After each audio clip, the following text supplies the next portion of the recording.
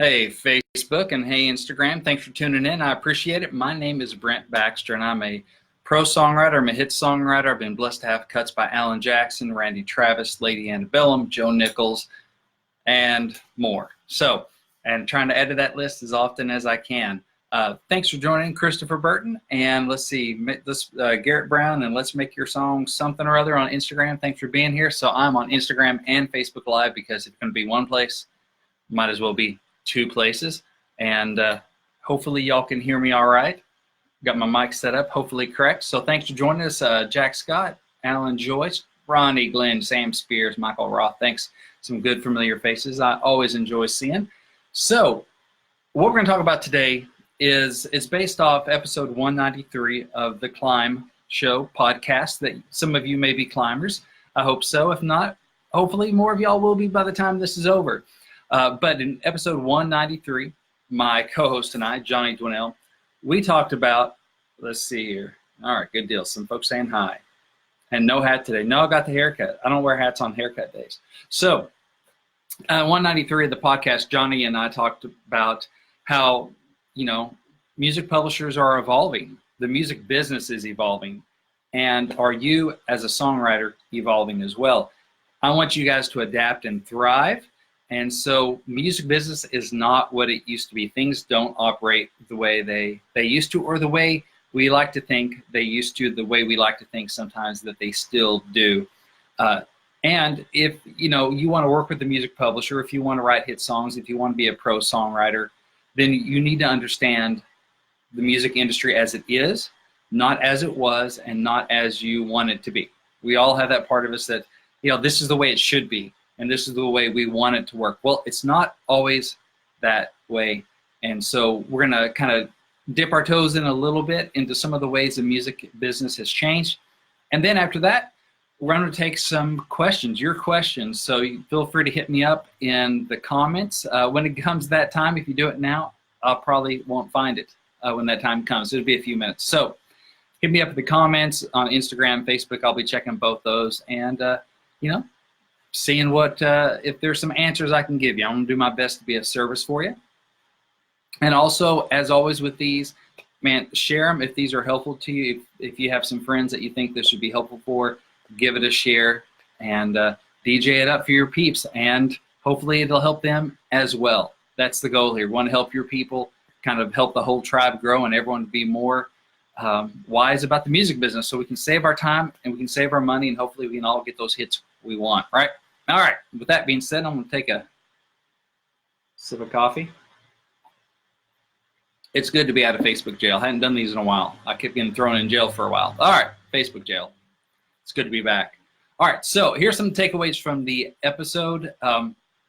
Also on Instagram, if you want to if you want to read the blog post that this is about and hear the podcast, you can go over to the link in the bio, the Frettie blog, or you can just go to the Climb Show link in the bio, and that'll get you there. Over on Facebook, if you want to read this, it's linked up in the video description here. So you can click on that link, and it should take you right over there. All right, so first takeaway I want to give y'all is a lot of publishers these days are really focused on building great rooms. All right, so what this means is they try to put their writer in the best position to win. So they're trying to put the writer in the room with an artist or with the producer and let the writer write the hit, okay? This is better odds than the writer just writing the best song that they can with another writer, without an artist in the room, without a publisher or producer in the room. Instead of just writing the best song you can and, hey, we'll try to go get a cut after the fact, they're trying to create leverage for their writers by getting them in the rooms closest to the bullseye, closest to the artist, the producer, closest to and writing with the people that make the determination of what gets cut and what doesn't get cut. Hey, 666 bloodsucker. Hi, right back to you. It's Halloween kind of name. All right, so anyway, so they're trying to create leverage for their writers. They're trying to create great rooms for the writers. I hear this from writers and publishers all the time. They're trying to create great rooms. So you may think it's just, hey, I'm a songwriter, I want to write a great song, and I'm going to take it to a publisher, they're going to go get cut. That happens sometimes. It's not, it's not extinct by any means. But more and more these days, publishers are very conscious of trying to build a great room for their writer and put you in that room and let you do what you do great, win the room, win the day, win the song, and hopefully win the cut on that day. Another point is publishers also look to sign writers who bring their own leverage. So if you're wanting to get signed to a publishing deal, just having great songs may not be enough, because remember, you're competing against other people that have great songs plus something. So publishers are often looking to sign writers who bring their own leverage. So maybe the writer, is an artist, and if you have the potential to be signed to a record deal, if you have those kind of chops, if you do have the record deal, if you have indie stuff going on there where you're working your own songs, then that's a certain type of leverage, because you kind of come with built-in cuts. And at the end of the day, publishers make their money on cuts, but really these days they're making their money on singles. So maybe your leverage is artist potential. Maybe you're a producer. I mean, a lot more writers are producers these days, just as the technology has let people work in Logic, work in everything from GarageBand to Pro Tools, all that stuff. So people are able to make really good sounding stuff in their room, their apartments, at their houses. And so a lot more writers are also producers. If you have those chops, that's another leverage you can bring to a publishing deal. What else? Of course, a great leverage is having great songs and being a great songwriter. That's a lever of its own. But in a town with so many great writers and so many great songs, writers with relationships have an advantage over writers that don't. Right? If you're also a great writer and you have relationships built in, that gives you an advantage over someone who's a great writer but doesn't have those relationships. So that's something to think about too. What leverage do you bring into a publishing deal?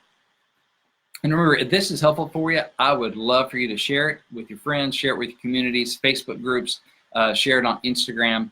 Any way you can kind of get it out to your friends. Also, if you want to share the link to the podcast or the link to the blog post, that would be awesome. If it's helpful to you, it'll probably be helpful to other people in your community.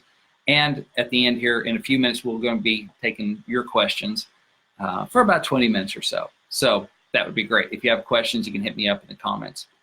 All right, another thing is we talk about the artist camp in this episode, and the artist camp is that close network of friends, of co-writers, of producer, those folks that are tight with the artist and are part of that decision-making process, part of the creative team for that writer.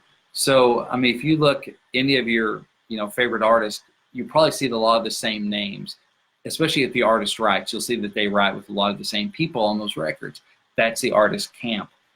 And, the songs that come from the artist camp, they get the first look and they get the best look when it comes to deciding what goes on the record. So you may think, okay, well, those writers certainly have the leverage of relationships, and they're probably great writers as well. Many of them definitely are.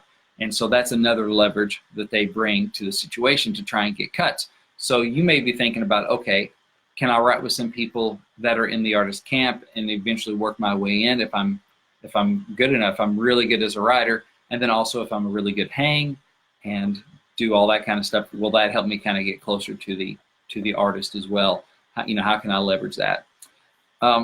Also, signing a publishing deal, with a major publisher, with a indie publisher, whatever it might be, it is not a cure-all, and it is not an easy button. Unfortunately, I wish it were. But just because you sign a deal doesn't mean you get to waltz into the room with a major artist or a major hit songwriter. Publishers still have a hard time getting their newer writers into those rooms with major artists and major hit writers. You still have to do the work. You still have to consider, okay, what leverage do we have? Okay, you have a publishing deal. Take a number. I mean, I know in Nashville there aren't nearly as many publishing deals as there used to be. So it is, it can be a feather in your cap for sure, and it's impressive that if you have one. But those major artists, they don't really care just because you have a publishing deal. That's not impressive. Just because, if they have a string of hits as a writer, just because you have a publishing deal is not impressive. What else do you bring to the table? What other leverage? Can it be like, hey, we're trying to get you in with a hit songwriter. Well, you know what? This guy, man, he's a great track guy, or she's a great, track person, producer, and they've just been getting some really cool sounds. And that maybe intriguing enough to a hit writer to say, okay, let's try that out. Let's try that out to see what kind of sound, because, pro writers know they need to shake things up and see what's next. That might be it. So you still need to think about what kind of leverage you can bring to, even with a publishing deal. So if you're aiming at a publishing deal thinking that's going to solve everything, it's not. All right, it's not going to solve everything. It's definitely a good thing to have a team with you. It can be a very good thing for your career. Having various publishing deals has definitely been good for my career, but it's not an easy button. It's not a get out of work card. It doesn't mean you can just sit in a room and only write songs. You still need to be thinking about the same stuff you'll be thinking about if you don't have a publishing deal. How can I, get in with artists, get in with the pro writers? What leverage do I bring? What other skill sets can I bring to help me climb that ladder? The bottom line is, it's a lot about networking and getting you and your songs in a position to win, right? Great songs make networking a whole lot easier. Okay, so maybe you're being frustrated because your networking is not going the way you want it to, but bottom line is, if you keep working on your songs, your networking is going to get easier, right? It's going to come more easy to you because people are drawn to great work and to great craft and to great skill, because you start becoming someone who can help solve their problems. All right, and people are ultimately interested in what's going to solve their own problems. Artists are looking to solve the fans' problems, which solves their problems. So an artist wants a hit, and a fan wants a good listening experience. And if an artist knows, okay, to solve my problem, I need to give the fans a good listening experience. And if I can do that, then, hey, my problems get solved. And publishers know, and hit songwriters know, hey, okay, an artist is trying to solve their problems, which means they want to give the fan a good listening experience. If I can give that artist a song which is going to provide that good listening experience, for their fans, then I'm going to solve that artist's problems. We solve the artist's problems, guess what? Our problems get solved too, because our problem is we want cuts and hits. And so if you just keep thinking another down the line of being in the service business, it's really important. Ultimately, we are in the service business. And so great songs are a service to other people. And so that makes networking so much easier.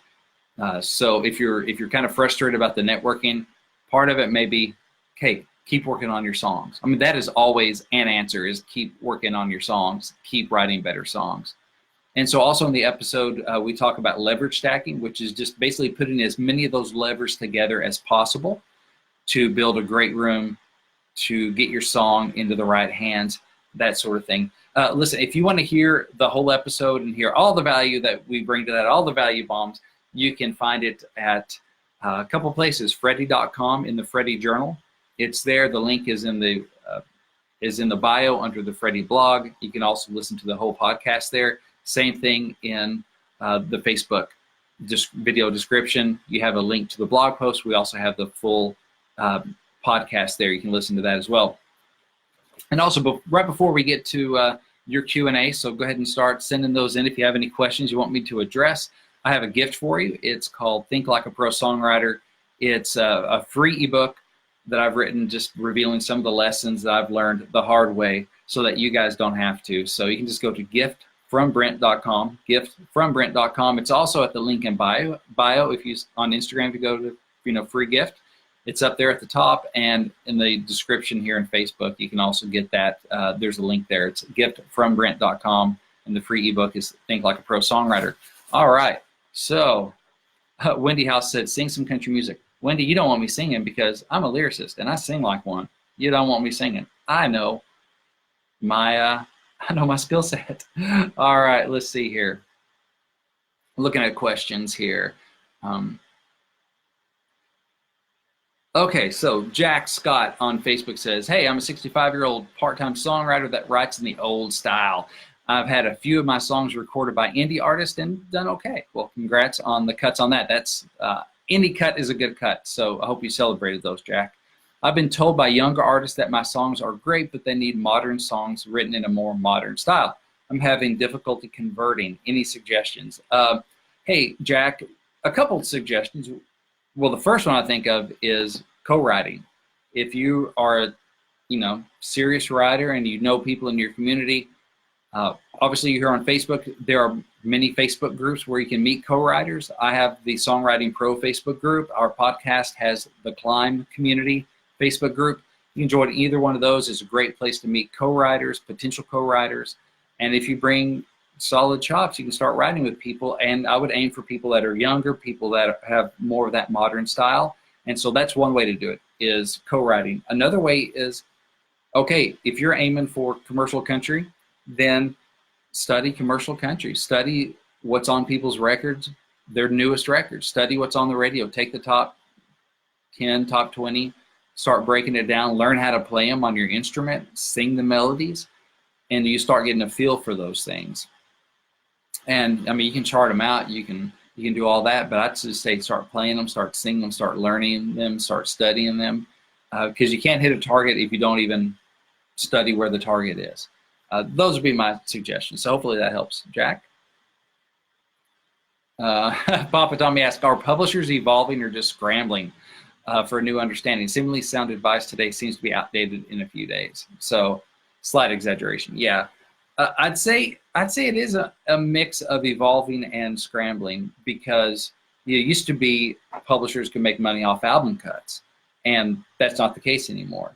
It's with the streaming numbers and Spotify still fighting to not pay songwriters basically anything, but the world is moving to a streaming service, right? It's moving to streaming, and so that's just kind of a fact of it. And I think things will change, but lately, yeah, the money from just album sales has gone down dramatically in the past several years, mainly due to streaming. So now it's become about singles. And so, and add to that more writers or more artists are singing their own songs. And so now it's become more about writing with the artist. And so then you get the camp happening. Publishers are trying to build greater rooms which give them more leverage. Hey, John Holman. Give them more leverage and also give them a better chance of getting their songs cut. They're still pitching outside songs, but hey, if you can, if you're trying to hit a bullseye, it's a lot easier to do it from 2 feet away than it is from 20 feet away. And so they're just trying to start throwing their darts a lot closer to the bullseye. I think that's what it is. Maybe as artists change, trends change, if the finances change where you can start just getting album cuts and keep a publishing company afloat and keep a songwriting career afloat, maybe that'll change. But it kind of is what it is right now. Hey, Nathan Woodard. I was just looking forward to our co-write, buddy. All right, let me just check on Instagram here, see if anyone has any questions. Let's see here. I'm not seeing any on Instagram. All right. 666 Bloodsucker says how to captivate people with my lyrics. A couple things on that, and I do blog about that. One is great imagery. That way it draws them into the movie, even if it's not their particular movie, if it's not a story they can relate to. I think strong imagery can be a punch in the face or a pang in the heart, right? So there's that. It's, I think, writing and everything you have to filter through the style and the genre that you do. But so good imagery, speaking directly to the listener is usually a good thing. Keeping it present tense, it kind of brings a little more energy. There's power in the present, a little more immediacy.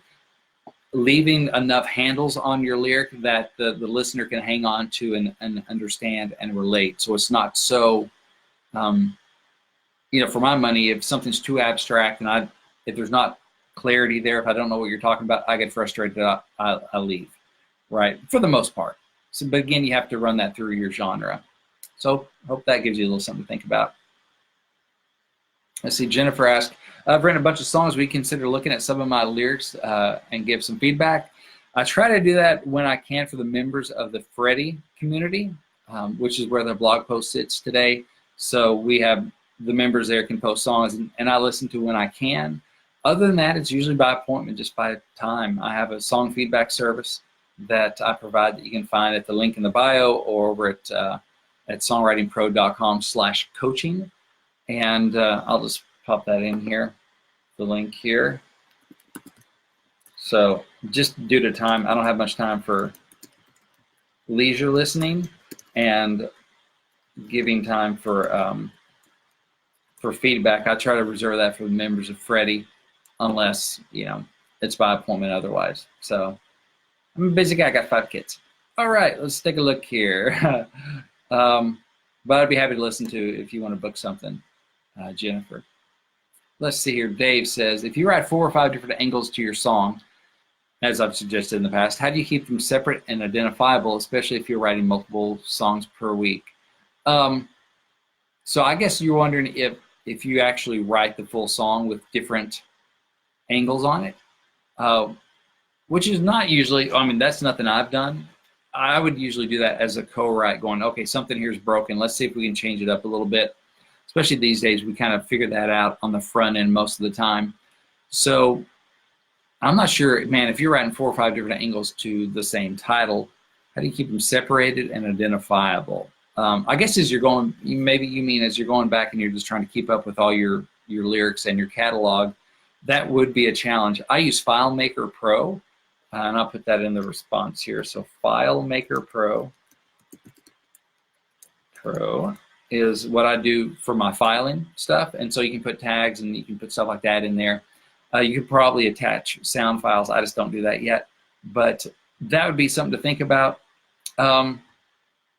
But I usually just don't write that many full songs, different angles.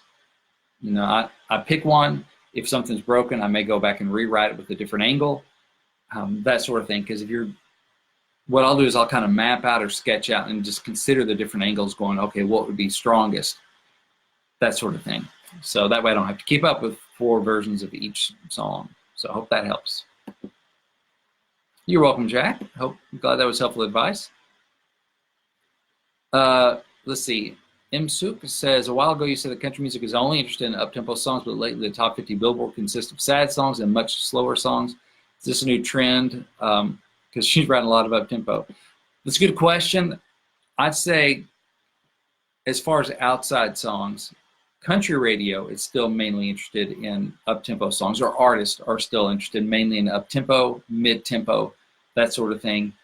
Billboard Top 50, I don't know if that's you're talking about the country chart or like just the all genre top 50, because, you know, I'm speaking more to the country genre. Trends will come and go for sure. So any advice I give on, hey, this is kind of what's working right now, that always has a shelf life. We just don't know what the expiration date on it is, because that's how the business works. But in general, people are still looking for more tempo than ballads. They may release the ballad, but there's maybe only 1 ballad on the record, especially for a country artist, 1 or 2 ballads, and the rest of them are going to be mid and up tempos. So a ballad may have a better chance of being a single, maybe, but for just getting on the record, most songs are going to be mids and up tempos. Let's take a look here. See if Instagram has any questions. John asks, best tips for keeping it simple but powerful. Lyrically, practice, really. It's, well, again, imagery, speaking directly with clarity, and a lot of it's just practice, getting down to that efficiency of words, you know, of not saying too much, you know, not telling us how to build the watch, but just telling us what time it is. A lot of it just comes from practice, getting your teeth kicked in co-writes and through song feedback and that sort of thing. It's a lot of practice, how to keep it simple but powerful. One is just being honest. I mean, really is probably the best advice, not trying to be so clever, but just be honest. And so some ways to build that in is just journaling. Like if you have an idea for a song, just journal on it, free write it, brainstorm. Things that you think are too honest to put in the song, you can put in your journal. And that's going to kind of practice and build that muscle of being really honest. Because I think it's that real honest simplicity, you know, with some imagery, that sort of stuff can help your song can be more powerful. So hopefully that helps. Hey, Timothy Callan. Hey, Dwayne. Jeffrey, thanks for being here. Did I enter any songs in the NSAI CMT Writers Contest? No, Christopher, I generally don't. Just because I'm out there pitching and playing stuff for publishers and stuff. So I'm just at a different spot in my career. So that's, I love NSAI. I'm a lifetime member. So nothing but good things to say about them. But just where I am in my career. I'm not entering songs for the contest. Sam, help. What genre are my songs? Well, they're good, Sam. I know that. They kind of fall somewhere what singer songwriter, and then some of it more kind of rock or folk rock or kind of classic rock. I don't know. Sam's good though. Let's see. Pat asked, how do I go about getting you some of my catalog? Pat, I would ask for what reason? Is it just to have, is it to get feedback? Is it just so somebody in the business can hear your stuff and hopefully open doors? I'm not an artist. I'm not a publisher. I mean, I publish my own songs at this point, but I'm not taking on other writers. So that would be the big question, would be like, what's the win look like for you, Pat? You know, what would the win be? Let's see here. Got a few more minutes. Questions? You're welcome, Imsuk. I'm sure I'm saying it wrong, but sorry. It's my Arkansas mouth. Hey, Lisa Dennis, thanks for joining us. Alan Joyce on Facebook asked, for a demo, is a clear, well-recorded guitar vocal adequate, appreciated, or frowned upon? Man, trends change, because for a while everything was like going track, like full funky production, that sort of stuff. And before that, everything was like full demo. I'd say it really depends on the song. I've had songs cut from full demo, I've had songs cut from guitar vocal, and I've had songs cut from work tape. So really, it really comes down to a good guitar vocal beats a bad demo. Okay, so if you're not able to do a good demo, it's better to put the money into a good guitar vocal, hire good singers, a good instrumentalist, and get a good simple version of it. Also, it depends on the song. Some ballads can go with less instrumentation than maybe an up-tempo rockin' stadium anthem. That may just not come across with just a piano vocal or a guitar vocal. And so, yeah, if you're not able, if your demos sound dated, it's better to have stuff less but good than more but things that make you go, oh, that sounds like 1988, or that sounds like 2008 in your demos. So any of them can get cut. It just has to be good, whatever it is. So just take stock of where you are, your financial situation, and the chops and the kind of product that you can do. So, but I had a Joe Nichols cut that was a guitar vocal. Monday Morning Church was a full demo. The Gord Bamford co-write, When Your Lips Are So Close, one of the songs I've had cut on him was a work tape, but I wrote it with the artist. Just had a Southern Gospel song released that was full demo, but we have another one that should come out soon on a different artist that was pitched as a work tape. So things change, you know. So hopefully that's helpful. Whatever you do, make sure it's good, okay? Good guitar vocal beats a bad demo. Let's see, Colin says, been too content in life to push myself. Now I've had a wake-up call. When I've written 901 titles, recorded 10 hours of music, do you think it's about time the world discovered me? Well, you know, Colin, are you going for the artist deal? Do you want to be the writer? If it's something that's in you, man, the world's a great place to get music out these days with the internet, right? So you can get stuff out there. If you want to get advice, like deep dive advice on how to get your stuff out there, the Climb podcast, my co-host Johnny Dwinell is a music marketer, and he helps artists find their fans and really connect with them. So I would direct you to the Climb podcast. It's on iTunes, it's on Stitcher, but Johnny handles every other episode. I handle the songwriting episodes and some of the music business stuff, and he handles like artist marketing, that kind of stuff. So if you want to get heard, go to the podcast, check it out. And it's, all free advice. So that's where I would direct you to on that. Jonathan asked, how do you publish your own songs? Well, as soon as you, in the U.S. anyway, according to U.S. copyright law, as soon as you write the lyric down or sing it into an iPhone or whatever, you are the publisher. And then it's a matter of, okay, what do you mean by publishing? Do you mean how do you get your own cuts? And that's a whole nother topic we don't have time for. And you own the copyright as soon as you record it or write it down, and you are the publisher. To set up a publishing company, one thing you would want to do is sign up with ASCAP, CSAC, or BMI in the U.S., which is pretty simple. You just go to their website, ASCAP, CSAC, BMI, and read on there how to do it. that makes you, and you're a publisher. I mean, the minute you write your song, if nobody else publishes you, you are your own publisher. It's just a matter of whether or not you act like it. And I've blogged about that a bunch. We've podcasted about that a bunch. So again, check out the podcast and look for publisher, and it'll tell you a bunch. Does Mark Anthony, hey, says, does honest equal believability? I'm not sure what people mean when they say be honest. That's a good question. I'd say craft is what makes honest believable, because you can be honest, but if you just don't tell it very well, convincingly, then people aren't going to believe you. And you can also be making stuff up, and if you tell it really well, people will believe you. So I'd say craft is what really makes a difference in that. But when you come from an honest place, at least you know that you relate to it, and you're not that different from other people. And so if it's something that moves you and means something to you, other people are probably going to be moved by it if you present it with professional level craft. If you're making stuff up, you might be able to pull it off, but you also might just be blowing smoke, and other people aren't going to relate because other people don't really relate. After all, you don't even relate. So that's my thought on that.